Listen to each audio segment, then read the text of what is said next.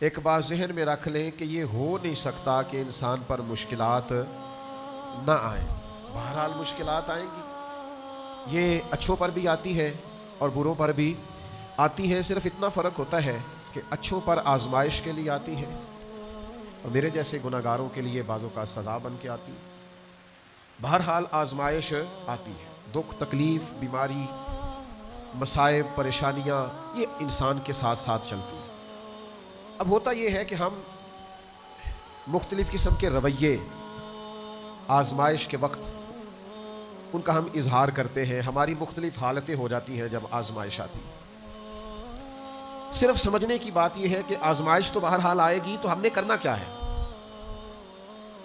بہت سارے لوگ ان کو پتہ ہوتا ہے کہ گرمی کا موسم آ رہا ہے، تو اس سے پہلے وہ کیا کرتے ہیں، جن کے پاس سہولیات ہوتی ہے وہ اپنا اے سی ٹھیک کرا لیتے ہیں، اس کی ریپیئرنگ کا کوئی کام کرنا ہو کرا لیتے ہیں، جن کو وہ میسر نہ ہو وہ پنکھوں کو صاف کر لیتے ہیں۔ کچھ لوگ سمجھتے ہیں کہ میرے پاس لباس سارا موٹا ہے تو میں باریک موسم کے مطابق لباس خرید لوں بنوا لوں۔ سردی کا موسم آتا ہے تو ہم نے دیہاتوں میں دیکھا تھا کہ ہماری مائیں پرانی رضائیاں بھی نئے سرے سے تیار کرا لیتی تھیں، ان کی تیاری کرا لی جاتی تھی، تو پتہ ہوتا ہے کہ یہ موسم بہرحال آنا ہے۔ پھر حکومتیں بھی کچھ تدابیر کرتی ہیں، کچھ ویکسینیشنز ہوتی ہیں کہ یہ اس مرض کا اس موسم میں پھیلنے کا خطرہ ہے، تو کیا کیا جائے؟ تو کیا یہ جائے کہ اس موسم کے لیے اس بیماری کے پھیلنے کا خدشہ ہے تو اس کی یہ ویکسینیشن ہے، یہ وقت پر کرا لی جائے تاکہ انسان جب وہ بیماری آئے تو آنے سے پہلے اس کے پاس تدابیر موجود ہو۔ آزمائش تو آئے گی، کرنا کیا ہے؟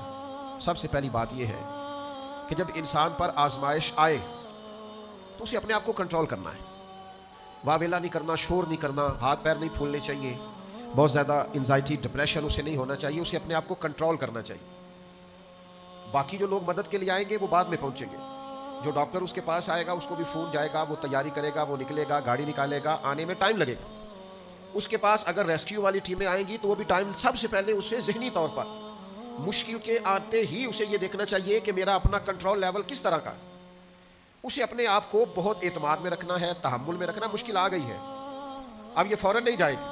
ایک اصول سمجھ لیں کہ نبی پاک علیہ السلام نے فرمایا کہ صبر وہ ہے جو پہلے صدمے کے وقت کیا جاتا ہے، جو عین مصیبت جب آئے اس وقت جو لوگ صبر کرتے ہیں اس کو صبر کہا جاتا ہے۔ جس کو ہفتے کے بعد آیا وہ صبر نہیں، وہ تو زخم ہی ٹھیک ہو گیا ہے۔ جس نے ایک مہینے کے بعد کہا ہے مجھے صبر آ گیا ہے تو وہ تو اب تو زخم ہی مندمل ہو گیا، اب تو وقت نے مرہم پٹی کر دی۔ تو سب سے پہلی بات یہ دیکھیے کہ خود پر آپ کو کتنا قابو حاصل ہے، آپ نے خود کس طرح کا رویہ کرنا ہے۔ آپ بالکل پریشان ہو رہے ہیں، آزمائش میں آ رہے ہیں، ہاتھ پیر پھول رہے ہیں، تو اس سے آپ اور زیادہ پریشان ہو جائیں گے۔